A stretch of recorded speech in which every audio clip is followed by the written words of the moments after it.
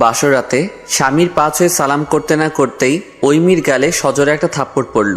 পুচকি মেয়েটা ছলছল চোখে তাকিয়ে কান্না জড়ানো কণ্ঠে বলল, কি হলো, আপনি আমাকে মারলেন কেন? ঐমিকে দেখে আমার মনে একটু মায়া জন্ম নিলেও আমি চোখ মুখ শক্ত করে বললাম, সেদিন যে ভরা মজলিসে আমাকে ল্যাং মেরে ফেলে দিয়েছিলে, এটা তার শাস্তিস্বরূপ দিলাম। ঐমি ফুপাতে ফুপাতে বলল, সেদিন আমি কি আপনাকে ইচ্ছে করে ল্যাং মেরে ফেলেছিলাম নাকি?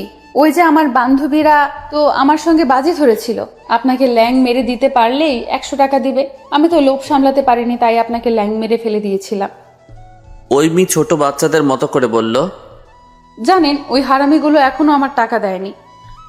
আমি অবাক চোখে ঐমির দিকে তাকিয়ে রইলাম কিছুক্ষণ। কি সাংঘাতিক মেয়ে বাবা, সামান্য 100 টাকার জন্য মাঝ রাস্তায় ল্যাং মেরে আমাকে ফেলে দিল। পৃথিবীতে কি ছেলের অভাব পড়েছিল যে ল্যাং মারার জন্য তোমার আমাকেই পছন্দ হয়েছিল? ঐমি তাচ্ছিল্য মার্কা হাসি দিয়ে বলল, পৃথিবীতে অভাব পড়েছিল কি না জানি না, কিন্তু আমাদের নাগেশ্বরীতে আপনার মতো মেন্টাল ছেলের খুব অভাব। আমি চোখ পাকিয়ে বললাম, তোমার এত বড় সাহস, তুমি আমাকে মেন্টাল বললে? মেন্টাল নয় তো কি বলবো? ভর দুপুরে আপনি এই চোখে সানগ্লাস, কানে হেডফোন লাগিয়ে হাফ প্যান্ট পরে রাস্তায় মেয়েদের সামনে পাছা দোলাতে দোলাতে যেভাবে হাঁটছিলেন, সেটা একমাত্র মেন্টালের পক্ষে সম্ভব। এক্সকিউজ মি, ওটা হাফ প্যান্ট না, ওটাকে 3/4 বলে। আর আমি মোটেও দলিয়ে দলিয়ে হাঁটিনি সেদিন। চোখের ডাক্তার দেখাও গিয়ে, তোমার চোখে মনে হয় সমস্যা আছে। ঐমি আমার অতি নিকটে এসে বলল, ওই চেংড়িদের মতো এত ফাল পারেন কিসের জন্য? বেশি কথা না বলে টাকা দেন।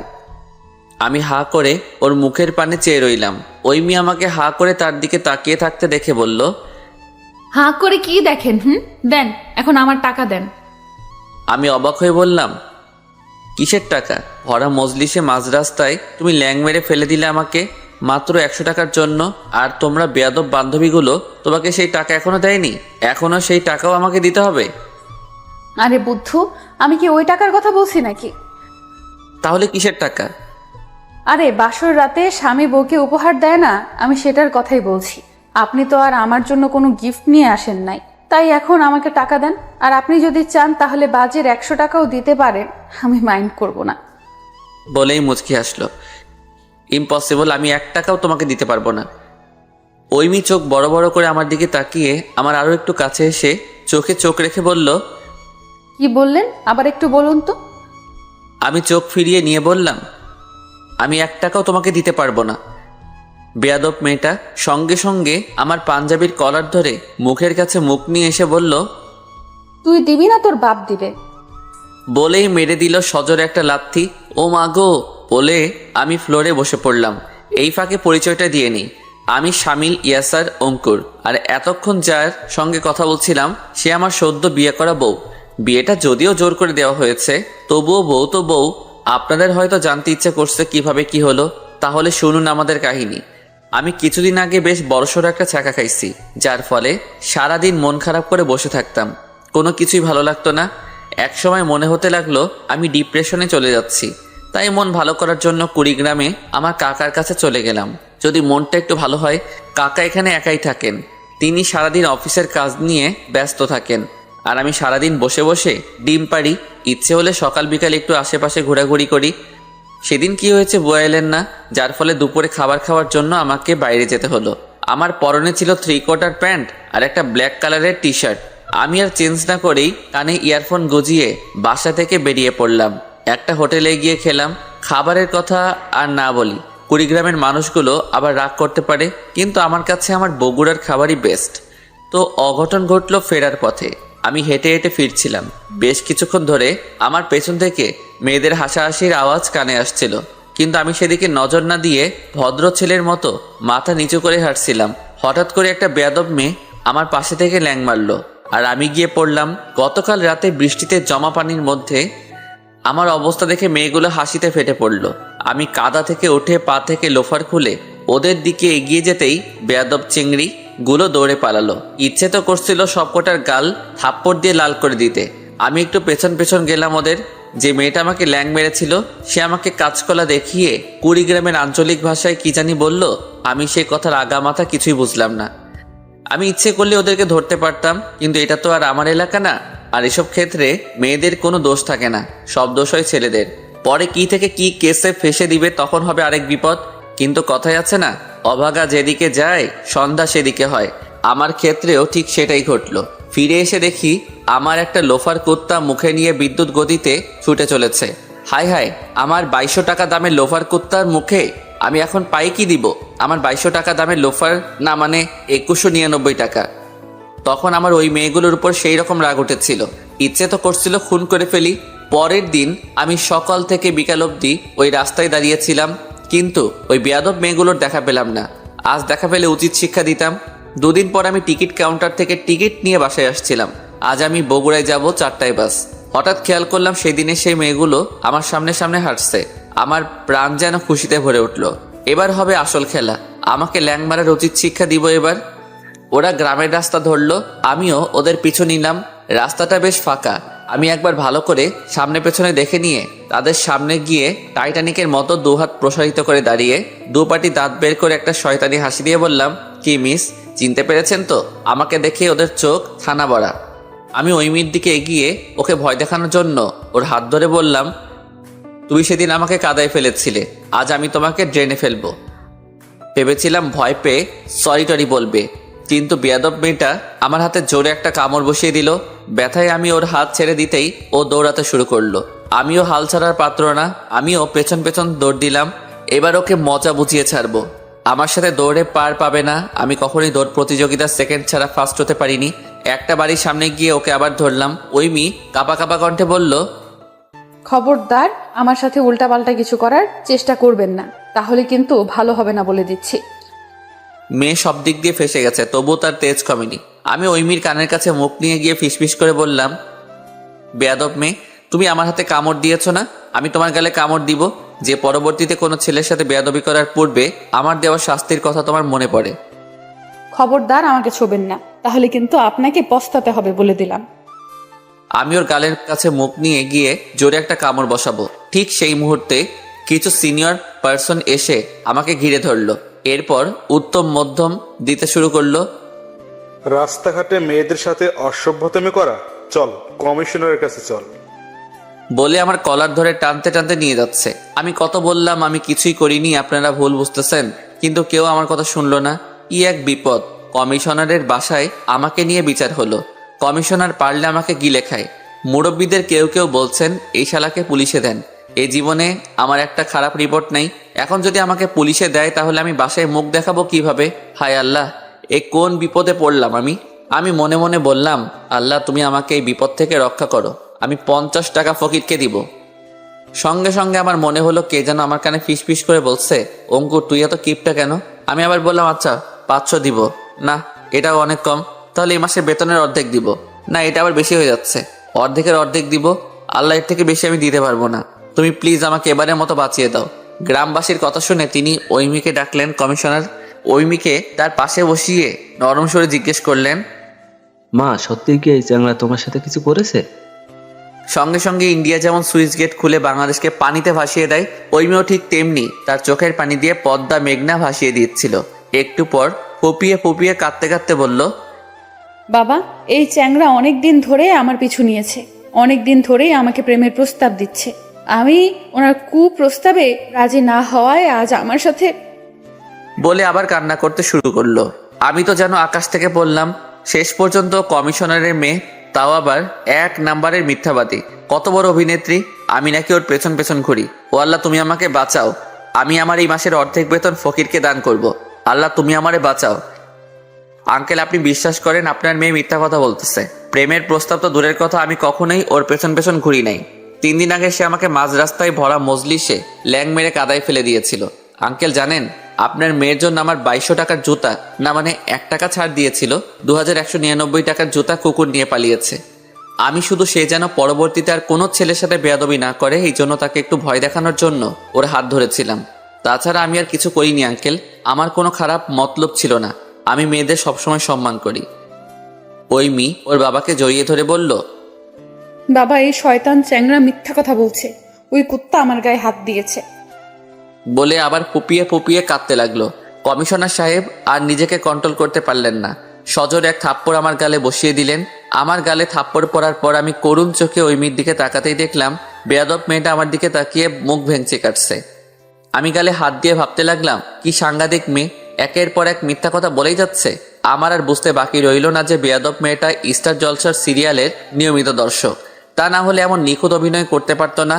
আল্লাহ, তুমি আমারে এই মহা বিপদ থেকে রক্ষা করো। আমি আমার এই মাসের পুরো বেতন ফকিরকে দিয়ে দিব, শুধু আমার থাকা খাওয়ার খরচ বাদে। প্লিজ আমাকে রক্ষা করো।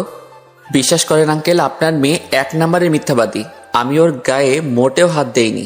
আমি আপনার মাথা ছুঁয়ে বলতে পারি। বলে তার মাথায় হাত দিতে যাব, উনি চোখ বড় বড় করে আমার দিকে এমনভাবে চাইলেন যে এখনই উনি আমাকে কাঁচা গিলে ফেলবেন। আমি ভয়ে হাত ঘুরিয়ে আমার মাথায় রেখে আমতা আমতা করে বললাম, না মানে আমার মাথায় হাত রেখে বলছি আঙ্কেল, আমি সত্যি ওর গায়ে হাত দেইনি। আপনি চাইলে ওর সাথে যারা ছিল তাদের কাছে থেকে শুনতে পারেন। বিশ্বাস করেন আঙ্কেল, আমি সত্যিই কিছু করিনি। আপনার মেয়ে তো আমার ছোট বোনের মতো। কোনো বড় ভাই কি তার বোনের গায়ে হাত দিতে পারে? আমি তো শুধু বলতে চেয়েছিলাম রাস্তাঘাটে অপরিচিত কোনো ছেলের সঙ্গে ফাইজলামি করা ঠিক না। আমি পকেট থেকে টিকিট বের করে মুখে কাঁদো কাঁদো ভাব এনে বললাম, এই দেখেন আঙ্কেল, আমি 4টার বাসে আজই কুড়িগ্রাম ছেড়ে চলে যাব। আপনি প্লিজ আমাকে যেতে দিন। বিশ্বাস করেন আঙ্কেল, কুড়িগ্রামে যত মেয়ে আছে আজ থেকে সবাই আমার বোন। আমি আর জীবনেও কুড়িগ্রামে আসবো না। আপনি বললে কুড়িগ্রাম কেন, আমি রংপুর বিভাগের ধারে কাছেও পা ফেলবো না। আঙ্কেল প্লিজ আমাকে যেতে দিন। আমার অসহায় চেহারা দেখে মনে হয় না আঙ্কেলের মনে একটু দয়া মায়া হলো। তিনি রসগোল্লার মতো বড় বড় চোখ করে আমার দিকে তাকিয়ে রইলেন। আমি মনে মনে আল্লাহকে স্মরণ করতে লাগলাম, আল্লাহ তুমি আমাকে এই ভয়াবহ বিপদ থেকে রক্ষা করো। আমি সত্যি আমার এই মাসের পুরো বেতন ফকিরকে দান করব। খাওয়া খরচ বাসা ভাড়া কিছুই নিব না, সব টাকায় দিয়ে দিব, শুধু তুমি আমাকে বাঁচাও। আঙ্কেল গভীর গলায় বললেন, এই চ্যাংড়া, তোর বাড়ি কোন জায়গায়? জি আঙ্কেল, আমার বাসা বগুড়ায়। তো কুড়িগ্রামে কেন এসেছিস? ঘুরতে এসেছিলাম আঙ্কেল। তো এখানে কার বাড়িতে থাকিস? আমার কাকার বাসায়। তোর কাকা কি করে? পল্লী বিদ্যুতে চাকরি করে। ও, মাসে মাসে বিল তুলে? আমি মুখে হাসি ফুটিয়ে বললাম, না না, আমার কাকা ইঞ্জিনিয়ার। ও আচ্ছা, নাম কি? আমি নাম বলতে আঙ্কেলের ব্যবহার একদম চেঞ্জ হয়ে গেল। ও আচ্ছা, তাহলে তুমি ইঞ্জিনিয়ার সাহেবের ভাতিজা? আগে বলবে তো, ওনার সঙ্গে তো আমার খুব ভালো সম্পর্ক। উনি তো অনেক ভালো মানুষ, কিন্তু তুমি ওনার ভাতিজা হয়ে এসব কাজ করতেছো, এটা কি ঠিক? আমার সাহস একটু বেড়ে গেল। আমি জোর গলায় বললাম, বিশ্বাস করেন আঙ্কেল, আমি আমার কাকার চেয়েও ভালো মানুষ। আমি কিছুই করিনি। আপনার মেয়ে মিথ্যা কথা বলছে। তোমার বাবা কি করে? আমি একটু পার্ট নিয়ে বললাম, জি আঙ্কেল, সরকারি চাকরি করেন। তুমি কি করো? একটা বেসরকারি কোম্পানিতে সহকারী ইঞ্জিনিয়ার পদে আছি, আর সরকারি চাকরির জন্য ট্রাই করছি। বাহ, খুব ভালো তো। এখন বাংলাদেশের চাকরির যে অবস্থা, চাকরি পাওয়াটা খুব কঠিন। জি আঙ্কেল, দোয়া করবেন যেন ভালো পজিশনে যেতে পারি। বেটা এত প্রশ্ন করতেছে যেন ওর মেয়ের সাথে আমার বিয়ে দিবে। আঙ্কেল হাসি মুখে বললেন, অবশ্যই, দেখো দেখি কাণ্ড। তোমার নামটাই তো জানা হলো না। আমার নাম শামিল ইয়াসার, ডাকনাম অঙ্কুর। কি, রংপুর? জি না আঙ্কেল, অঙ্কুর। জীবনে মনে হয় কৃষি শিক্ষা বই পড়েননি, ওখানে দেওয়া ছিল অঙ্কুর উদ্গম, সেই অঙ্কুর।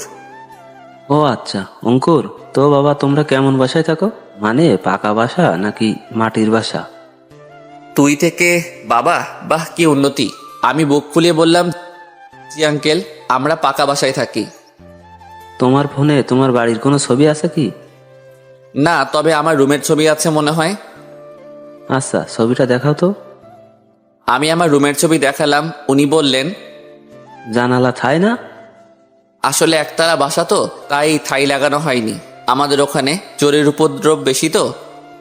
ও আচ্ছা, তা বাবা, বাসায় গ্যাস আছে তো নাকি?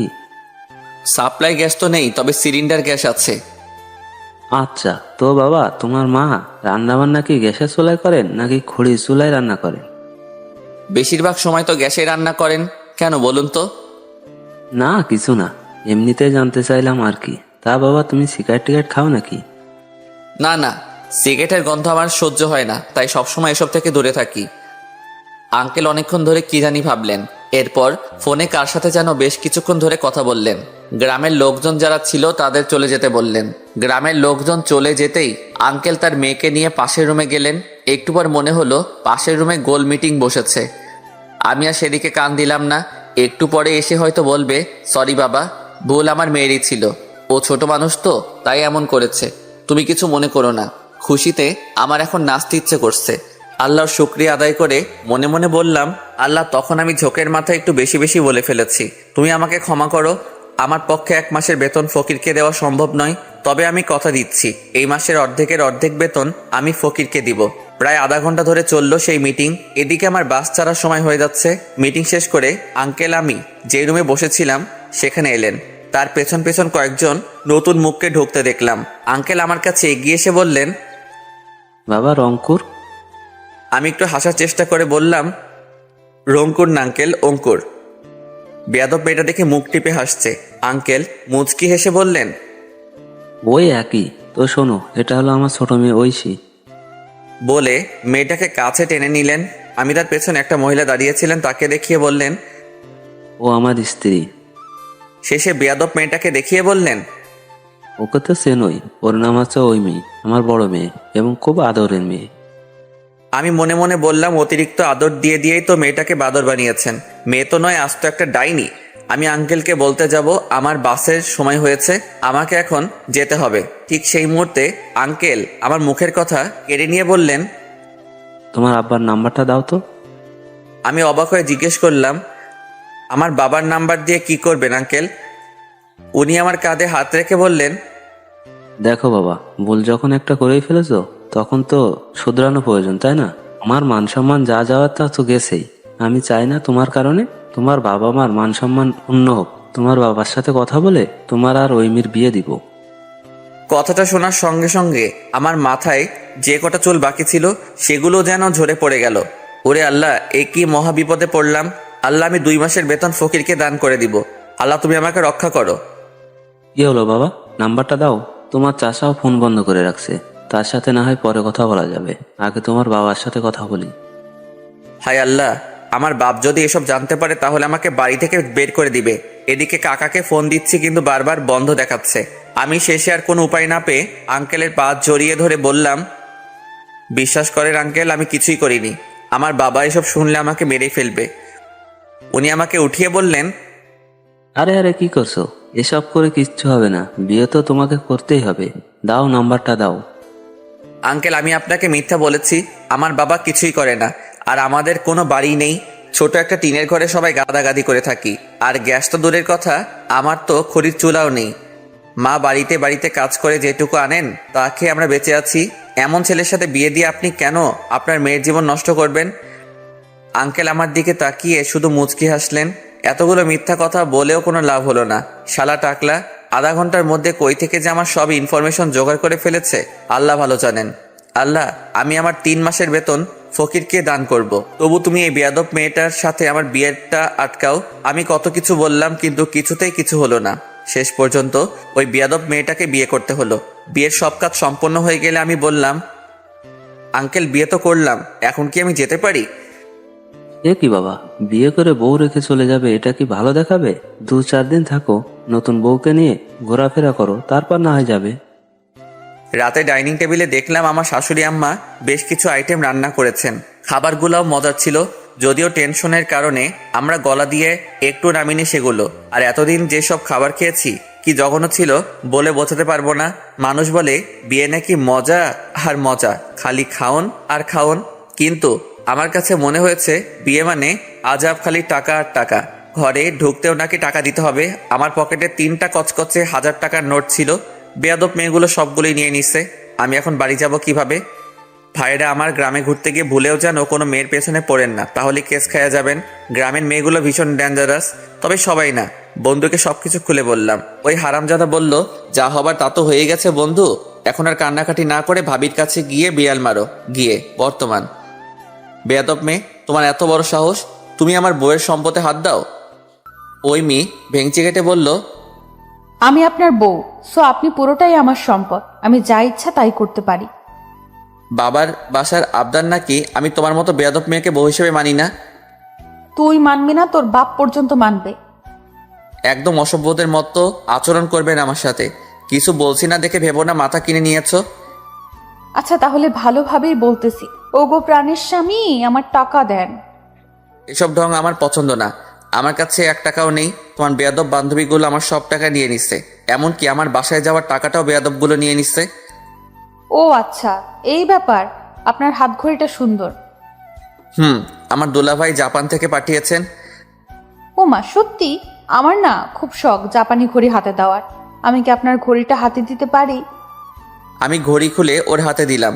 ঐমি ঘড়ি হাতে পড়ে বলল, আপনার ফোনটা একটু দেখি। কেন, ফোন নিয়ে কি করবে? ছবি ওঠাতাম আর কি। আমি সরল মনে ফোন দিলাম। ঐমি সঙ্গে সঙ্গে ফোন আর ঘড়ি লকারে রেখে লক করে দিয়ে বলল, এসব আর আপনি পাবেন না। টাকা যখন দিতে পারবেন না, তাহলে এইগুলোই আমার বাসর রাতের উপহার।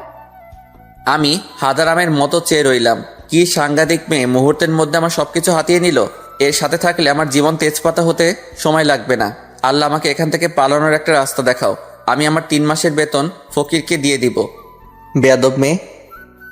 ঐমি হাতে চাকু নিয়ে বলল, একদম কাছে আসার চেষ্টা করবেন না, ছুরি দিয়ে ভুঁড়ি কানা করে দেবো বলে দিলাম।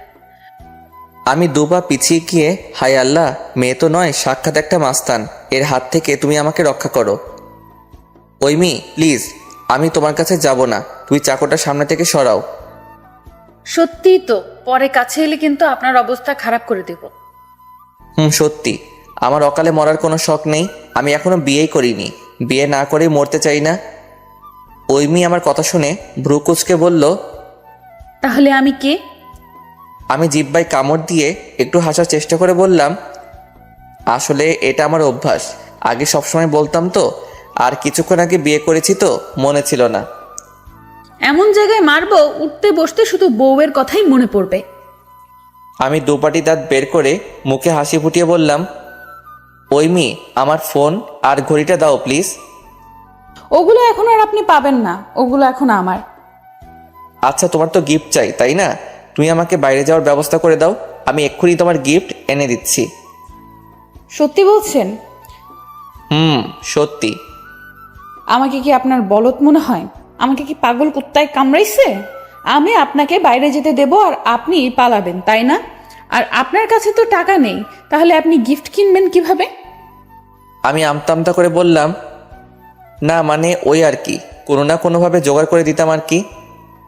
ঐমি এক ধমক দিয়ে বলল, খবরদার কথায় কথায় আপনার গুমাখা দাঁত বের করবেন না। দাঁত তো নয়, যেন গোবর তলানো কোদাল। আপনার মানিব্যাগ দেন দেখি। আমি পকেটে হাত দিয়ে বললাম, কেন, মানিব্যাগ দিয়ে কি করবে? আমার মানিব্যাগে টাকা নেই তো, সব তোমার বেয়াদব বান্ধবীগুলো নিয়ে নিছে। ঐমি চোখ রাঙিয়ে বলল, দিতে বলছি, দিন। না আমি দিব না। তার মানে আপনি আমাকে মিথ্যা বলেছিলেন আপনার কাছে টাকা আছে। মানিব্যাগ দিবেন না, ছুরি দিয়ে ভুঁড়ি কানা করে দেব। বলেই চাকু হাতে নিয়ে আমার দিকে এগিয়ে আসতে লাগলো। কি আর করার, বাধ্য হয়ে মানিব্যাগ দিতে হলো। ঐমি মানিব্যাগ নিতে নিতে বলল, আপনি এত ভীতু কেন? ছেলে মানুষ হবে বাঘের মতো, আর আপনি কি না ভেজে বেড়ালের মতো বউকে দেখে ভয় পান? এমন করলে তো বউ টেকা মুশকিল। ঐমি কথা শুনে মনে হচ্ছিল বাঘের মতো ঝাঁপিয়ে পড়ি, কিন্তু সামান্য হাত ধরার কারণে বিয়ে করতে হয়েছে। আর বাঘের মতো ঝাঁপিয়ে পড়লে দেখা যাবে আমার বডি আছে কিন্তু সেটাতে জীবন নেই। বেয়াদব মেয়ে। মানিব্যাগের এক চিপাই 500 টাকা ছিল, সেটাও নিয়ে নিল। আল্লাহ, এই বেয়াদব মেয়েটা তো আমাকে ফকির বানিয়ে ছাড়বে। ঐমি এটিএম কার্ড হাতে নিয়ে বলল, এটাতে টাকা আছে তাই না? আমি মুচকি হেসে বললাম, না না, এখনো বেতন পাইনি তো। ঐমি কেন যেন আমার কথায় বিশ্বাস করে মানিব্যাগ আমাকে ফেরত দিল। আমি পালানোর রাস্তা খুঁজছিলাম। ঐমি মুচকি এসে বলল, পালানোর ধান্দা বাদ দিয়ে চুপচাপ শুয়ে পড়ুন। ড্রেস চেঞ্জ করবেন না? আপনি চাইলে আমি বাবার লুঙ্গি এনে দিতে পারি। না থাক, লাগবে না। আমি লুঙ্গি সামলাতে পারি না। শেষে দেখা যাবে দক্ষিণা বাতাসে লুঙ্গি আকাশে। সকালে ঘুম থেকে উঠে দেখব আমি আছি, মাগার আমার লুঙ্গি খুঁজে পাওয়া যাচ্ছে না। যা একটু মান সম্মান ছিল সেটাও শেষ হয়ে যাবে। তার চেয়ে ভালো আমি এটা পরেই ঘুমাবো। আমার কথা শুনে ঐমি হাসতে হাসতে বলল, সামান্য লুঙ্গি সামলাতে জানেন না, বউ সামলাতে পারবেন তো? আমার কি আরো 2-3টা বউ আছে নাকি? তাও ঠিক, তো গার্লফ্রেন্ড নেই আপনার? হুম, আছে তো। হাই আল্লাহ, বিয়ে তো করে ফেললাম, এখন আমার গার্লফ্রেন্ডের কি হবে? এই সব দোষ তোমার। আমার নামে মিথ্যা অপবাদ দিয়ে তুমি আমাকে ফাঁসিয়েছো। আমি তোমাকে কখনোই ক্ষমা করব না। ঐমি ভেংচি কেটে বলল, আপনার ক্ষমার আমার দরকার নেই। আপনি বসে বসে আমার ক্ষমার উপর তাপ দিন, আমি গেলাম ঘুমাতে। আচ্ছা, তুমি আমার নামে মিথ্যা অপবাদ দিয়েছিলে আমাকে মার খাওয়ানোর জন্য। মায়ের তো আমি খেয়েছি, তাহলে লাফিয়ে লাফিয়ে বিয়ে করতে গেলে কেন? বেয়াদব মেয়ে একটা, বিয়ে করে আমার জীবন শেষ করে দিল। প্রথমে আমি মোটেও আপনার নামে মিথ্যা অপবাদ দেইনি। ওরে বাবা, কি মিথ্যাবাদী মেয়ে! আমি তোমার গায়ে হাত দিয়েছি, এরপর আমি তোমার সাথে উল্টাপাল্টা কিছু করার চেষ্টা করেছি। আমি তোমার পেছন পেছন ঘুরি, আমি তোমাকে কুপ্রস্তাব দিয়েছি। এসব মিথ্যা অপবাদ নয় তো কি? আপনি আমার হাত ধরেননি, ওটাই তো গায়ে হাত দেওয়া হলো। এরপর আপনি আমার গালে কামড় দিতে চাননি। মাঝ রাস্তায় আপনি একটা মেয়েকে আটকিয়ে তার গালে কামড় দিতে চাইবেন, তো সেটা উল্টাপাল্টা কাজ নয় তো কি বলবো? বাহ বাহ, তুমি যে আমাকে সবার সামনে কাদার মধ্যে ফেলে দিলে, সেটার বেলায় কি? তুমি যে আমার হাতে কামড় দিয়ে তোর সুন্দর সুন্দর দাঁতের ছাপ ফুটিয়ে তুলেছ, সেটা কোনো সমস্যা নয়। মানে ছেলেরা করলে দোষ আর মেয়েরা করলে কিছুই না। আচ্ছা, সব মানলাম, কিন্তু আমি কবে তোমাকে কুপ্রস্তাব দিয়েছি? ঐমি মুচকি হেসে বলল, ওটা একটু মিথ্যা বলেছিলাম বাবার হাতে আপনাকে মার খাওয়ানোর জন্য, কিন্তু বাবা মাত্র একটা মেরেই থেমে গেলেন। আমি গালে হাত দিয়ে বললাম, একটা থাপ্পড় খেয়েই আমার অবস্থা খারাপ হয়ে গেছে, এখনো ব্যথা করতেছে।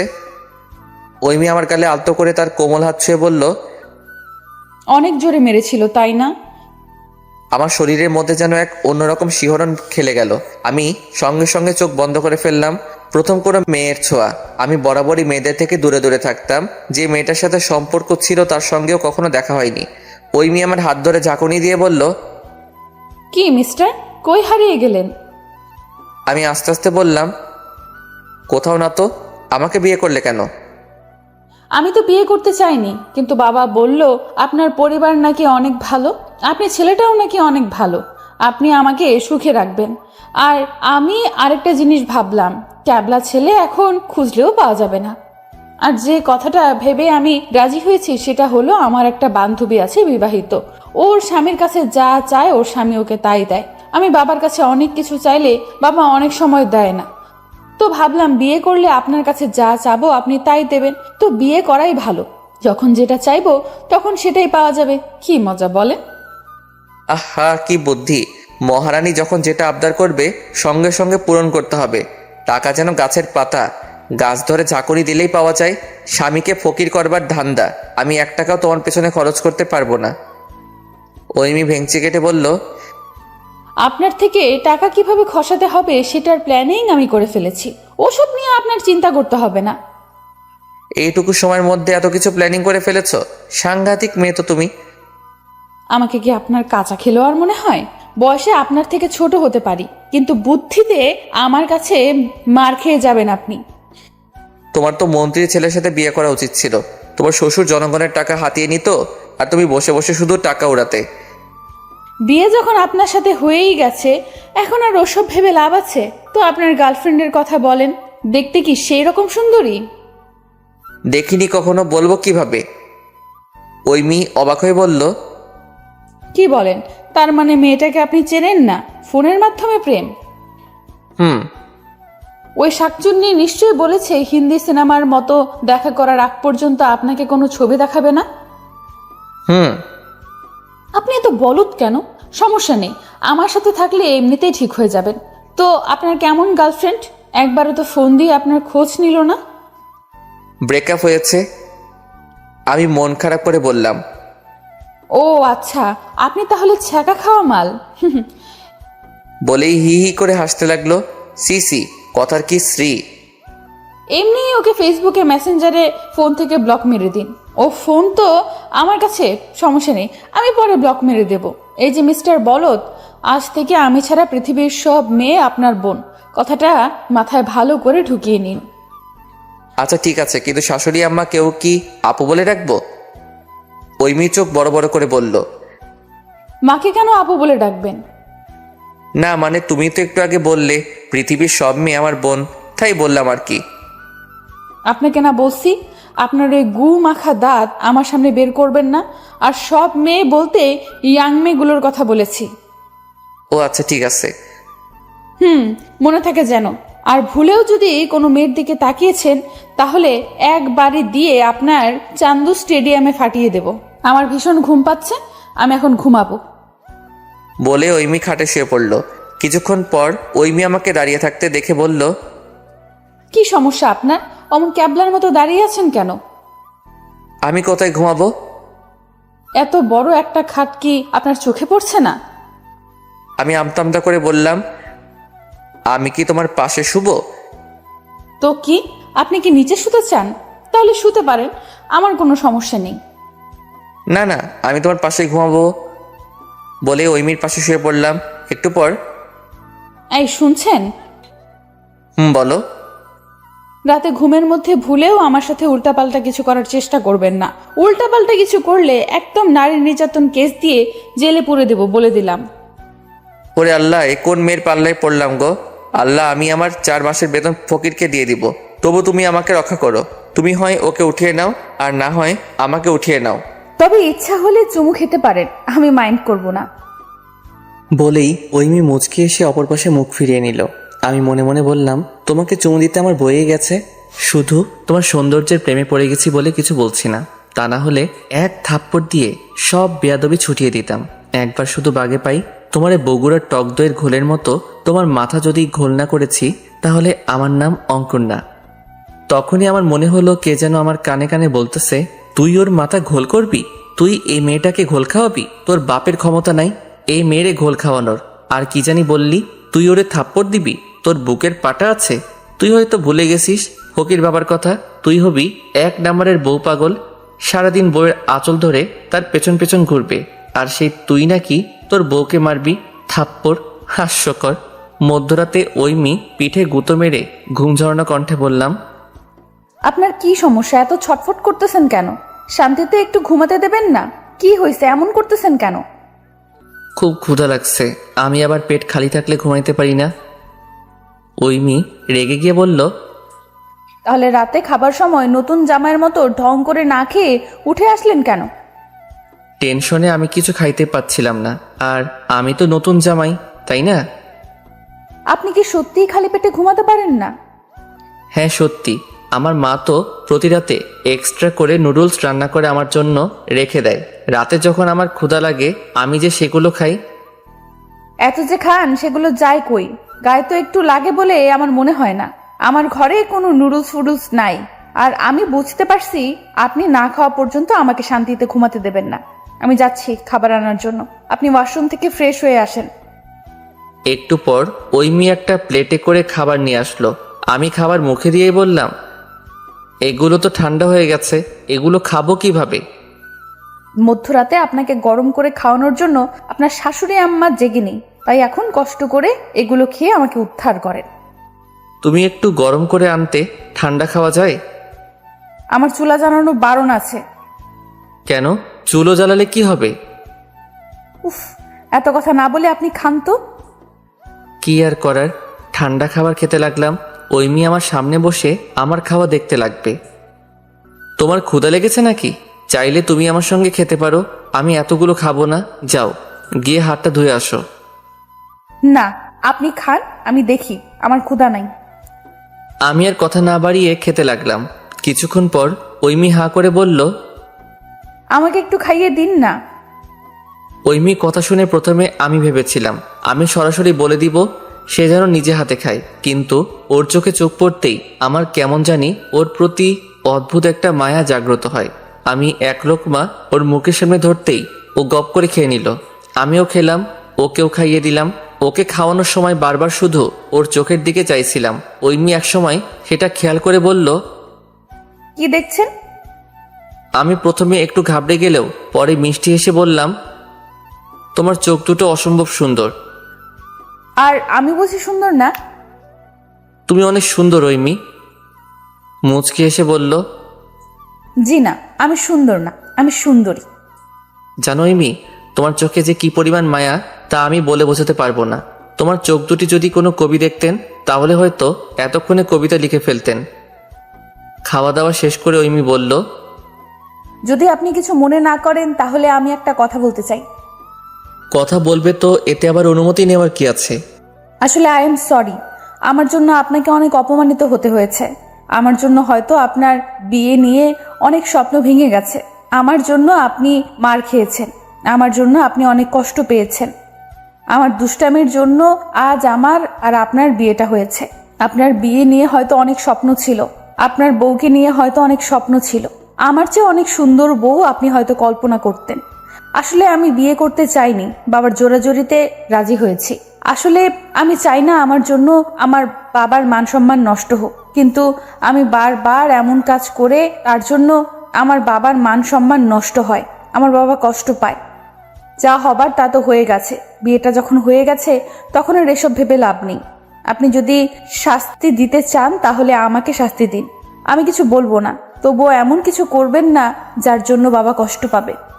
আপনি যদি কিছু না মনে করেন তাহলে চলুন না, দুজন নামাজ পড়ে আমাদের নতুন জীবনের জন্য আল্লাহর কাছে শুকরিয়া আদায় করি। আমি যেন আমার চোখ কানকে বিশ্বাস করতে পারছিলাম না। এটা কি সেই ঐমি যে আমাকে মাঝ রাস্তায় ল্যাং মেরে ফেলে দিয়েছিল, যে কিনা আমার নামে মিথ্যা অপবাদ দিয়ে তার বাবার হাতে থাপ্পড় খাইয়েছিল? এটাই কি সেই বেয়াদব মেয়েটা যাকে শিক্ষা দেওয়ার জন্য আমি তার পিছু দিয়েছিলাম? মেয়েটা আসলে রহস্যময়। মোনাজাত শেষ করে আমি ঐমিকে বললাম, মোনাজাতে কি চাইলে আল্লাহর কাছে? সত্যিটা বলবো নাকি মিথ্যাটা বলবো?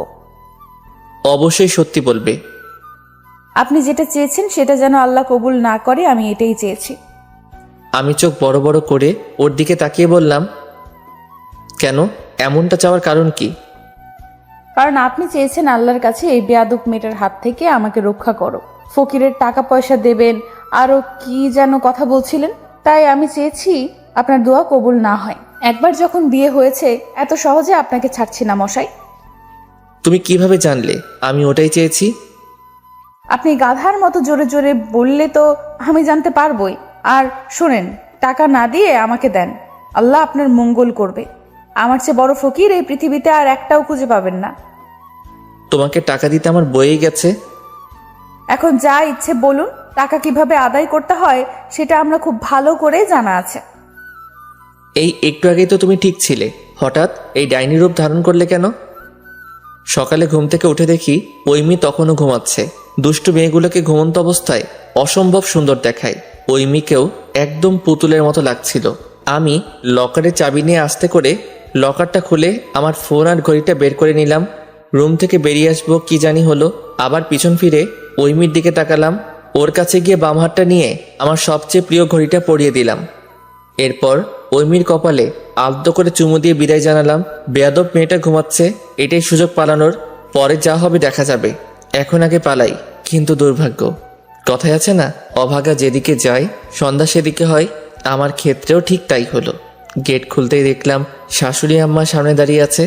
আমাকে দেখে তিনি বললেন, এ কি বাবা, এত সকালে তুমি উঠে পড়েছো? ফাজিল মেয়েটা এখনো ওঠেনি তাই না? দাঁড়াও, আমি ডেকে দিচ্ছি। না না, ডাকতে হবে না, ও ঘুমাক। তো বাবা তুমি ফ্রেশ হয়ে নাও, আমি তোমার জন্য টেবিলে নাস্তা দিচ্ছি। কাল রাতে তো ঠিকমতো খেলেই না। না আন্টি, আমি এখন কিছু খাবো না, এখন একটু ছাদে যাব। আন্টি কি মা বলবা? আর সিঁড়ি ঘরে তো তালা লাগানো আছে, দাঁড়াও আমি ঐশীকে বলে দিচ্ছি সিঁড়ি ঘরের তালাটা খুলে দিতে। না আন্টি, ওকে ডাকতে হবে না, আপনি আমাকে চাবি দিন, আমি নিজেই খুলে নেব। আগে মা বল, এরপর চাবি পাবে, তা না হলে চাবি তোমাকে দিব না। আমি মুখে হাসি ফুটিয়ে বললাম, আচ্ছা মা, আমি কি চাবিটা এখন পেতে পারি? আমার শাশুড়ি আম্মা আমার হাতে চাবি দিয়ে আমার হাতটা শক্ত করে ধরে বললেন, আমার মেয়েটা খুব দুষ্ট, কিন্তু ওর মনটা খুব ভালো। জানি তোমাদের বিয়েটা স্বাভাবিক ছিল না, কিন্তু বাবা যেটা হবার সেটা তো হয়েই গেছে। জন্ম, মৃত্যু আর বিয়ে, এই তিনটা উপর আল্লাহর হাতে। এভাবেই তোমাদের বিয়েটা লেখা ছিল। ও আমাদের খুব আদরের মেয়ে, তুমি ওকে কষ্ট দিও না বাবা। তুমি দুদিন ওর সঙ্গে থাকলে বুঝতে পারবে ও মানুষ হিসেবে মোটেও খারাপ না। জানি এমন হুট করে কাউকে বউ হিসেবে মেনে নেওয়া সহজ না, তবে আমি জানি তুমি চেষ্টা করলে পারবে। আমি শুধু হাসলাম। আমার মাথার মধ্যে তখন শুধু ঘুরছে কিভাবে এই বাড়ি থেকে আমি পালাবো। শাশুড়ির কথা মাথায় নিলে আর এই বাড়ি থেকে পালানো আমার হবে না। ছাদিকে দেখলাম আশেপাশে বেশ কয়েকটা গাছ আছে। আমি তাড়াতাড়ি একটা গাছ বেয়ে নামছিলাম, এমন সময় ওই মেয়ে ছাদে এসে চোর চোর বলে চিৎকার করতে লাগলো। হঠাৎ ওই মেয়ের চিৎকার শুনে ভয়ে আমি কেঁপে উঠলাম। সঙ্গে সঙ্গে হাত ফসকে আমি ধপাস করে নিচে পড়ে গেলাম। ও মা গো, আমারে বাঁচাও গো, আমার কোমর ভেঙে গেল গো। ওই মেয়ে উপর থেকে 32টা দাঁত বাইর করে খিলখিল করে হাসতে লাগলো। মুখ ভেঙচি কেটে বলল, কেমন লাগে আমাকে রেখে পালিয়ে যাওয়া হচ্ছে? এখন বুঝ মজা। আল্লাহ, এই ডাইনির হাত থেকে তুমি আমারে বাঁচাও। ফকিরকে আমি আমার 5 মাসের বেতন দিয়ে দিব। আল্লাহ, তুমি আমাকে এর হাত থেকে বাঁচাও। তা না হলে ফকিরকে টাকা দিতে দিতে একদিন আমি নিজেই ফকির হয়ে যাব। বেয়াদব মেয়ে, দোয়া করে দিলাম তোমার স্বামী যেন নেশাখোর হয়, আর সকাল সন্ধ্যা যেন তোমাকে মারধর করে। বাংলাদেশের সবচেয়ে খারাপ মানুষটা যেন তোমার হাজব্যান্ড হয়। শকুনের দোয়ায় গরু মরে না, আর আল্লাহ আপনার দোয়া কবুল করেনি, কারণ আমার স্বামী একটা ভিতর ডিম। আমাকে মারার সাহস নেই। উনি সিগারেটে মুখে দেয় না, আর তো নেশা করা দূরে থাকলে। আচ্ছা, আপনি সত্যিই সিগারেট খান না? সিগারেটের গন্ধ আমার সহ্য হয় না। ইস, আমার কত শখ ছিল আমার স্বামী সিগারেট খাবে, আমি তাকে মেরে মেরে কখনো একটু ভালোবাসা দিয়ে সিগারেট খাওয়া ছাড়াবো। আপনি কেন সিগারেট খান না বলেন তো? বুঝতে পেরেছি, এখন তোমার মার খাওয়ার জন্য আমার সিগারেট খেতে হবে, তাই তো? এই না, আপনি ভুলেও সিগারেট মুখে নেবেন না। ধূমপান স্বাস্থ্যের পক্ষে ক্ষতিকর। ওই মেয়ে একটু নিচে আসো তো, আমার পাটা মনে হয় ভেঙে গেছে। ঠিক আছে, আল্লাহ বিচার করছে। আমাকে রেখে পালাচ্ছিলেন না, এখন বুঝ মজা। ওই মেয়ে প্লিজ একটু নিচে আসো, আমি দাঁড়াতে পারছি না। সত্যি মনে হয় পাটা ভেঙে গেছে। এরপর যেটা হলো আমি দেখে তো অবাক। ওই মেয়ে গাছ বেয়ে নিচে নেমে এলো। কি সাংঘাতিক মেয়ে, গাছে উঠতে পারে। আমি অবাক হয়ে জিজ্ঞেস করলাম, ওই মেয়ে তুমি গাছে উঠতে পারো? হ্যাঁ মশাই, গ্রামের মেয়েরা সব পারে। এখন উঠেন দেখি। কিভাবে উঠবো? আমি তো পায়ের উপর ভর দিতে পারছি না। আমার কাঁধের উপর ভর দিয়ে ওঠার চেষ্টা করুন। ওই মেয়ের কাঁধে ভর দিয়ে হাঁটতে হাঁটতে বললাম, আমি যে পালিয়ে যেতে চেয়েছিলাম, এটা তোমার বাবা মাকে বলো না, যেন তারা কষ্ট পাবেন। আমি তো বলবোই, 100 বার বলবো। তার আগে একটা কথা, আপনি যে পালাচ্ছিলেন, আপনার চাচার কাছে গেলেই তো আপনার ঠিকানা আমরা পেয়ে যেতাম। আর বাবা তো আপনার সম্পর্কে সবকিছু খোঁজ খবর নিয়েছে, এমনকি আপনার মতো একটা বলদের সঙ্গে আমাকে বিয়ে দিয়েছে। এই খবরদার, আমাকে বলদ বলবা না, আমি মোটেও বলদ না। ওলে বাবা, আমার স্বামীটা রাগ করেছে। কেঁদো না বাবু, আম্মাকে বলে আসছি তোমার জন্য ফিডার তৈরি করতে। বেয়াদব মেয়ে, একদম ঢং করবা না, আমার এসব একদম পছন্দ না। আর আমাকে কি তোমার ফিডার খাওয়া বাচ্চা মনে হয়? না, আপনাকে তো আমার চুমু খাওয়া বাচ্চা মনে হয়। তারপর ওই মেয়ে গালে একটা চুমু দিয়ে বলল, ঠিক আছে, আর বলবো না। আমি চোখ বড় বড় করে ওর দিকে তাকিয়ে বললাম, এটা কি হলো? কেন চুমু খেলাম? তোমার সাহস তো কম না, তুমি আমার গালে চুমু দাও। ওরে বাবা, আপনি যখন আমার কপালে চুমু দিলেন তার বেলায় কিছু না, আমি দিলেই দোষ। আমি অবাক হয়ে জিজ্ঞেস করলাম, তুমি তখন জেগেছিলে? ওই মেয়ে মুচকি হেসে একটু লজ্জা পেয়ে বলল, হ্যাঁ জেগেছিলাম। তাহলে তখন তুমি আমাকে আটকালে না কেন? আমি দেখতেছিলাম আপনি কি করেন। ওই মেয়ে তোমাকে ঘুমন্ত অবস্থায় অসম্ভব সুন্দর দেখায়। ওমা তাই? আমার প্রেমে টেমে পড়ে যাননি তো? তোমার মতো বেয়াদব মেয়ের প্রেমে পড়তে আমার বইয়েই গেছে। একদিন এই বেয়াদব মেয়েটার জন্যই পাগল হবেন। বাড়িতে ঢুকতেই শাশুড়ি আমা ছুটে এসে বললেন, এ কি বাবা, তুমি না ছাদে গেলে? এমন অবস্থা হলো কিভাবে? মা, তোমার জামাই লটকন গাছ থেকে পড়ে গেছে। হায় হায়, বলিস কি? কিভাবে পড়লো? কোথাও লাগেনি তো? সকাল সকাল তোমার জামাই লটকন গাছে উঠে চোরের মতো লটকন পারছিল। আমি মনে করেছিলাম চোর, তাই চোর চোর বলে চিৎকার দিতেই তোমার জামাই বাবাজি ধপাস করে গাছ থেকে পড়ে গেছে। বলে ওই মেয়ে হো হো করে হাসতে লাগলো। কোথাও লাগেনি তো বাবা? এই মেয়েটা আসলে 1 নম্বরের বেয়াদব। স্বামী গাছ থেকে পড়ে গেছে আর ও নির্লজ্জের মতো হিহি করে হাসছে। ওই মেয়ে মুখ ভেঙচি কেটে বলল, উচিত শিক্ষা হয়েছে। এখন মা, আমাকে গালি দেওয়া বন্ধ করে বাবাকে ডাক দাও, ওনাকে হসপিটালে নিয়ে যেতে হবে। পাটা মনে হয় ভেঙে ফেলেছে। এক্স রে করার পূর্বে আমি আস্তে আস্তে বললাম, আল্লাহ দয়া করে পা যেন না ভাঙে। আমি ফকিরকে 500 টাকা দিব। থুকু, ফকিরকে দিলে কাজ হবে না, আমার বউকে 500 টাকা দিব। এটা বেশি কম হয়ে গেল। আচ্ছা, আর একটা শূন্য বাড়িয়ে দিলাম, 5000 টাকা দিব। তবু তুমি আমার পাটাকে ভাঙার হাত থেকে রক্ষা করো। এক্স রে রিপোর্ট পাওয়ার পর আমার বউ বলল, 5,000 টাকা রেডি করেন। কিসের 5,000? ওই যে তখন আপনি বললেন না যে আপনার যদি পা না ভাঙে তাহলে 5,000 টাকা দিবেন, আমাকে সেটার কথাই বললাম। ডাক্তার বলেছেন আপনার পায়ে কিছু হয়নি। তোমার মনে হয় মাথা খারাপ হয়েছে। আমি কেন তোমাকে 5,000 টাকা দিতে যাব? আর আমি তোমাকে কোনো টাকা পয়সা দেওয়ার কথা কখনো বলি নাই। টাকা না দিলে আমি নিজেই আপনার পা ভেঙে দেব বলে দিলাম। আল্লাহ ফকিরকে এত এত টাকা দিতে চাইলাম, কিন্তু তুমি আমাকে এই বেয়াদব মেয়েটার হাত থেকে বাঁচালে না। আর এই বেয়াদব মেয়েটাকে 5,000 টাকা দিতে চাইলাম, আর তুমি আমার কথা কবুল করে ফেললে। হায় রে কপাল, আমার জীবন তেজপাতা। আমি বেডে শুয়ে শুয়ে ঐশীর সঙ্গে গল্প করছি, ঐমি এসে ঐশীর পাশে বসতে বসতে বলল, এখন ব্যথা কি কমেছে?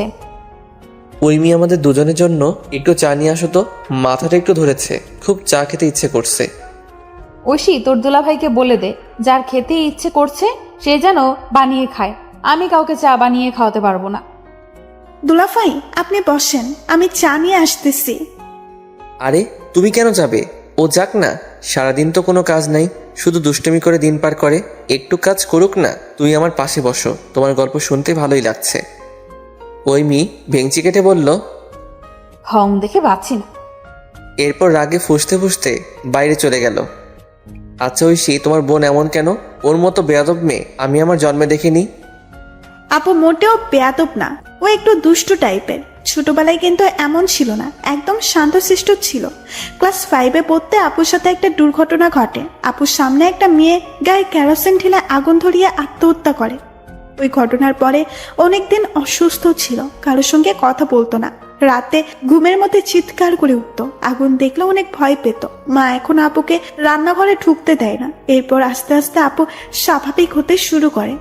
ওই ঘটনার পর আপু ভুল করলেও বাবা মা কিছু বলতো না। দুষ্টুমি করলে বাবা আপুকে আরো উৎসাহ দিত। যখন একেবারে পুরোপুরি স্বাভাবিক হয়ে যায় তখন আপুর দুষ্টুমি আরো বেড়ে যায়। বাবা মা কিছু বলতো না, যার ফলে আপু যা ইচ্ছা তাই করে বেড়াতো। অন্যের গাছের আম চুরি করা থেকে শুরু করে যত ফলমূল আছে সব চুরি করতো। আর আপুর বান্ধবীরাও প্রচুর দুষ্টু, ওদের সাথে মিশে মিশে আপুও দুষ্টু হয়ে গেছে। আর কমিশনারের মেয়ে তো যা ইচ্ছে তাই করে বেড়ায়, কেউ কিছু বলে না। আর ওর দুষ্টুমি দেখতে দেখতে আমাদের অভ্যাস হয়ে গেছে। প্রতিদিন যে কত বিচার আসতো আগে। আর ও যদি দুষ্টুমি না করে তাহলে কেমন কেমন জানি লাগে। সেদিন মনে হয় যে বাড়িতে শোক দিবস পালন হচ্ছে। আর বাবার আশকারা পেয়ে পেয়ে আপু দুষ্টু হয়েছে। তবে আপুর মন কিন্তু খুব ভালো। ও হয়তো অনেক দুষ্টামি করে কিন্তু কাউকে কখনো কষ্ট দিতে চায় না। আপু খুব মিশুক টাইপের মেয়ে। আমাদের বাসায় অবশ্য সবাই মিশুক, তবে আপু একটু বেশি। তবে দুলাভাই একটা কথা বলি, আপু কিন্তু ভীষণ অভিমানী। একবার যদি অভিমান করে বসে তাহলে তার অভিমান ভাঙানো কিন্তু খুব কঠিন। তো আপনি একটু সাবধানে থাকেন। আচ্ছা, তোমার আপুর কি কি পছন্দ? আপু ঘুরতে পছন্দ করেন, এরপর শাড়ি খুব পছন্দ করে, শপিং করতে পছন্দ করে, এরপর গিফট পেতে খুব পছন্দ করে। আপুর যদি কখনো মন খারাপ হয় বা বাবা তার জন্য গিফট নিয়ে আসে আর ওর মন ভালো হয়েছে, বাবা তো প্রায় প্রতিদিনই আপুর জন্য গিফট নিয়ে আসে। তার মানে আমার আর ফকির হতে বেশি সময় লাগবে না। আল্লাহ তুমি আমাকে রক্ষা করো। কিছু বললেন কি? না না, কিছু বলিনি। রাতে ডাইনিং টেবিলে গিয়ে দেখি আমার চাচা কবজি ডুবিয়ে খাচ্ছে। আমাকে ঐমির কাঁধে ভর দিয়ে আসতে দেখে বলল, কি বেটা, ঘুরতে এসে বিয়ে করে ফেললি? একবার চাচারে খবর দিলি না? আব্বুর সাথে কথা বলছিলা। আব্বু কি বলল? বিয়ে করছো তুই, জামাই আদর খাচ্ছিস তুই, মজা নিব তুই। আমি কেন বলবো? তুই নিজে তোর বাপের সঙ্গে কথা বলবি। আমি বললে আমাকে বাড়ি থেকে বের করে দিবে। তুমি একটু বুঝিয়ে বলো না। আচ্ছা আগে খাইতে দে, তারপরে ভাববো বলবো কি বলবো না। শাশুড়ি আমা বলল, কি হলো বাবা, তুমি খাচ্ছ না কেন? খাইতে ইচ্ছে করতেছে না মা। সঙ্গে সঙ্গে ঐমি বলে উঠল, আমি কিন্তু আজ মধ্যরাতে উঠে আপনাকে খাবার দিতে পারবো না বলে দিলাম। এই মেয়েটা আমার ইজ্জত আর রাখলো না। রাতে ঘুমানোর সময় ধন্যবাদ ঐমি। হঠাৎ ধন্যবাদ কেন? তুমি কাউকে আমার পালানোর কথা বলো নাই, তাই তোমার বাবা মা শুনলে হয়তো অনেক কষ্ট পেত। ও আচ্ছা, এই কথা। ধন্যবাদ দিয়ে আমার কাজ নেই, টাকা দেন। তুমি কথায় কথায় এত টাকা টাকা করো কেন? আচ্ছা বাদ দাও। ঐমি, তোমার পুরো নামটা যেন কি? নিশা দানিকা ঐমি। হাই হাই, তুমি একাই দেখি তিনজনের নাম খাইয়া ফেলছো। ঐমির চোখ বড় বড় করে আমার দিকে তাকালো। এমনভাবে তাকিয়ে আছো কেন? সত্যি তো বললাম নিশাত, আতিকা, ওইমি, এটা একটা নাম হলো? মিছিমিছি তিনজনের নাম দখল করে বসে আছো। কাজটা তুমি মোটেও ঠিক করনি। যে কোনো একটা রাখতে এতগুলো নামের কোনো দরকার আছে? দেখেন, একদম উল্টাপাল্টা কথা বলে আমার মেজাজ খারাপ করবেন না। একদম লাঠি নিয়ে এসে আপনার পায়ে বাড়ি দিয়ে একদম সত্যি সত্যি ভেঙে দিব কিন্তু। আচ্ছা, বলবো না। আমার মাথাটা খুব ব্যথা করতেছে, একটু টিপে দিবা? গলা টিপে দিব, নিবেন? ওইমি, তুমি এমন কেন? তোমার বোন কত ভালো, কি সুন্দর করে কথা বললে, আমার পা টিপে দিল, আমারে নিজ হাতে চা বানিয়ে চা খাওয়ালো, কত সুন্দর কবিতা শোনালো, আর তুমি সামান্য মাথা টিপে দিতে পারবে না? যান না, ওর কাছেই যান না, ওকে আপনার কাছে ডেকে দিব। আপনার মাথা টিপে দিবে, আপনাকে কবিতা শোনাবে, গান শোনাবে, যা চাইবে তাই করবে। ইস, তাহলে তো আমি ভুল করে ফেললাম। ওকেই বিয়ে করা উচিত ছিল। ভুলবশত তোমার সঙ্গে হয়ে গেছে।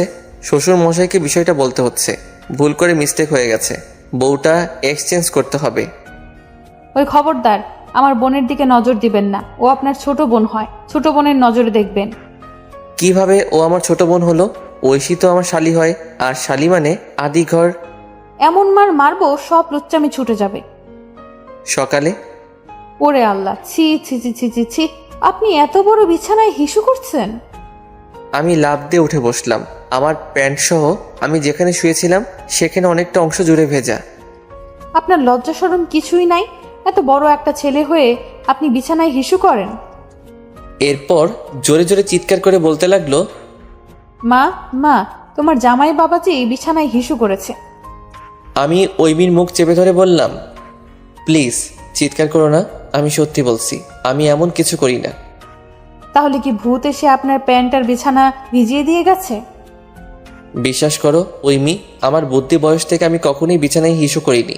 আজ যে কিভাবে কি হলো আমি কিছুই বুঝতে পারছি না। তুমি প্লিজ কাউকে কিছু বলো না। আমার মান সম্মান যা ছিল তাও আর থাকবে না। আচ্ছা, কাঁদতে হবে না। আপনি যখন এত করেই বলছেন তখন আমি কাউকে কিচ্ছু বলবো না, কিন্তু আমার একটা শর্ত আছে। কি শর্ত? আমাকে 10,000 টাকা দিতে হবে। হায় আল্লাহ, এ বউ তো না আজ তো একটা ডাকাত, আমাকে ফকির বানিয়ে ছাড়বে। আল্লাহ, আমি বুঝতে পারছি ভবিষ্যতে আমি ফকির হতে চলেছি। তাই ভবিষ্যতের কথা চিন্তা করে সেই ফকিরকেই আমি আমার 5 মাসের বেতন দিয়ে দিব। তবু তুমি আমার বউকে আমার মতো একটু কিপটা বানিয়ে দাও। 10,000 টাকা? এত টাকা দিয়ে তুমি কি করবে? আমার কাছে তো এখন 1 টাকাও নাই। আমি অত কিছু জানি না। আমার টাকা না দিলে আমি সবাইকে বলে দিব আপনি বিছানায় হিসু করেছেন। আচ্ছা, আমি শ্বশুর আব্বার থেকে নিয়ে তোমারে দিবনি। আমি কি আমার বাবার টাকা চাইছি? আমি আপনার টাকা চাইছি। আমার শ্বশুর আব্বার টাকা মানে আমার টাকা, তাই না? সেখান থেকে না হয় তোমারে 10,000 টাকা দিলাম, ক্ষতি কি? হাই, খবরদার, আমার বাবার টাকার উপর নজর দিবেন না। আপনার থেকে টাকা চাইছি, আপনি যেখান থেকে পারেন সেখান থেকে এনে দেবেন, কিন্তু আমার বাবার কাছ থেকে নিতে পারবেন না। আচ্ছা ঠিক আছে, তাহলে তুমি আমাকে 10,000 টাকা দাও, সেখান থেকে আমি তোমারে 5,000 টাকা দিচ্ছি, পরে আর 5,000 টাকা দিয়ে দিব। ওই খবরদার, আমার সঙ্গে বাটপারি করবেন না। টাকা না দিলে আমি সত্যি বলে দেব আপনি বিছানায় হিসু করেছে। আচ্ছা, সবার সামনে তোমার স্বামীর ইজ্জতের ফালুদা করতে তোমার একটু কষ্ট হবে না? না, আমার কোনো কষ্ট হবে না। আমার তো বেশ ভালোই লাগে আপনার ইজ্জতের ফালুদা করতে। বাসায় নিয়ে যেয়ে তোমাকে দিয়ে যদি বাসার সব কাজ না করাইছি তাহলে আমার নাম অঙ্কর না। আচ্ছা যাও, টাকা দিবনি, কিন্তু এখন দিতে পারবো না, এখন আমার কাছে টাকা নেই। আচ্ছা, পরে দিন, তবে মাথা ছুঁয়ে বলেন যে সত্যিই দিব। আপনি যে বাটপার। আমি ওইমির মাথায় হাত রেখে বললাম, আমি সত্যি দিব। আপনার মাথায় হাত রেখে বলেন, আমার মাথায় না। আমার মাথায় হাত রাখতে হবে? আচ্ছা রাখলাম। এবার বলো, বিছানা ভিজে গেছে, এটার কি হবে? ওসব নিয়ে আপনাকে চিন্তা করতে হবে না, ওটা আমি ম্যানেজ করে নেব। ওইমি চলো না, একটু বাইরে থেকে ঘুরে আসি। সকালে হাঁটাহাঁটি করলে মন ভালো থাকে। আগে আপনি যান, হাগে আসেন। সকাল সকাল হাগলে সব কিছুই ফ্রেশ হয়ে যায়। ছি ছি ছি, কি সব বাজে কথা বলো। আমি তো ঠিকই বলেছি। রাস্তার মধ্যে যদি আপনার আবার চাপ দেয় তখন কি করবেন নি? এমনিতেই তো আজকে বিছানায় হিসু করে দিয়েছো। বললেই ওইমি হিহি করে হাসতে লাগলো। আজ তো একটা বেয়াদব মেয়ে। তুমি গেলে চলো, না হলে আমি একাই যাব। আপনার না পায়ে ব্যথা, আপনি হাঁটবেন কিভাবে? এখন আর ব্যথা নাই, ব্যথা করলে সমস্যা নাই তো। তুমি তো আছো, তোমার কাঁধের উপর ভর দিয়ে দিয়ে হাঁটবো। শখ কত। আচ্ছা আপনি আপনার কাপড় চেঞ্জ করেন, আমিও তৈরি হয়ে নেই। একটু তাড়াতাড়ি রেডি হও, মেয়েদের তো আবার 1 ঘন্টা আগে সাজগোজ কমপ্লিট হয় না। ওই বেটা লম্বু, আপনি দেখছেন আমার সাজগোজ করতে 1 ঘন্টা লাগে? সব মেয়েদের এক কাতারে দাঁড় করাবেন না। হইছে, যাও এখন গিয়ে তৈরি হয়ে নাও। আমি ওয়াশরুম থেকে কাপড় চেঞ্জ করে এসে দেখি আমার বউ বোরকা পরে রেডি 1 2 3 হয়ে গেছে। প্রথম যেদিন ঐমিকে দেখেছিলাম সেদিন ঐমিকে ঠিক এই বোরকাই পরেছিল, কালো বোরকা, আর হিজাবের আড়ালে লুকিয়ে থাকা ঐমির মায়াভরা চোখ আর মিষ্টি মুখ দেখে আমি সেদিন মুগ্ধ হয়ে গিয়েছি। কিন্তু পর মুহূর্তে রাগ উঠেছিল, কিন্তু আজ আর রাগ লাগছে না, শুধু এক দৃষ্টিতে তার দিকে তাকিয়ে থাকতে ইচ্ছে করছে। মেয়েটা এত সুন্দর কেন? আমাকে হা করে তাকিয়ে থাকতে দেখে ঐমি তার মুখ ঢেকে ফেললো। আমি ঐমির কানের কাছে মুখ নিয়ে ফিসফিস করে বললাম, সুন্দর লাগতেছে আমার বউটাকে। ঐমি ভেংচি কেটে বলল, আজ সূর্য মনে হয় পশ্চিম দিকে উঠেছে, আর না হয় আপনার উপর জিন ভর করেছে, আর না হয় আমি স্বপ্ন দেখছি। কেন এমনটা মনে হওয়ার কারণ কি? বারে, যে মানুষ কাল সকালে আমার সাথে পালানোর জন্য ছাদ থেকে গাছ বেয়ে নামছিল, আজ সে বউ বউ করছে, এটা স্বপ্নের চেয়ে কম কি? আচ্ছা এখন এসব কথা বন্ধ করে তাড়াতাড়ি চলো, আর পার্সটা সঙ্গে নিও। বলা তো যায় না কখন কিভাবে কোথায় প্রয়োজন পড়বে। খালি পার্স আবার নিও না যেন, আমার কাছে কিন্তু কোনো টাকা নেই। ঐমি চোখ বড় বড় করে আমার দিকে তাকালো। এমন করে তাকিয়ে আছো কেন? আরে বাবা, আমি তো ভালোর জন্যই বললাম। ধরো রাস্তায় তোমার কিছু খেতে ইচ্ছে করছে, কিন্তু টাকা নেই, কিন্তু তোমার প্রচুর খেতে ইচ্ছে করছে। টাকা না থাকলে দোকানদার তো আর এমনি এমনি তোমাকে দিবে না, আর দোকানদার যদি না দেয় তাহলে খাবে কিভাবে? তাই ভবিষ্যতের কথা চিন্তা করে সঙ্গে টাকা নিয়ে যাওয়া ভালো। আপনার লজ্জা করে না আমাকে টাকা নিতে বলছেন? আপনি থাকতে আমি কেন টাকা নিতে যাব? আমার যা খেতে ইচ্ছে করবে আপনি নিয়ে দিবেন। আমার কাছে টাকা থাকলে তো আর আমি তোমাকে বলতাম না। আচ্ছা চলুন এখন। আমার থেকে টাকা খরচ করার ধান্দা আমি বুঝি না মনে করেছেন? আমিও যদি সুদে আসলে টাকা উসুল না করেছি তাহলে আমার নামও ঐমি না। ফাঁকা রাস্তা, দুপাশে সারি সারি গাছ, একদম কোলাহল মুক্ত পরিবেশ বলা চলে। আমি ঐমির পাশে গিয়ে ঐমিকে বললাম, আমি কি তোমার হাতটা ধরতে পারি? ঐমি চোখ বড় বড় করে বলল, না, একদম ধরাধরি করার চেষ্টা করবেন না, মানুষ দেখলে কি বলবে?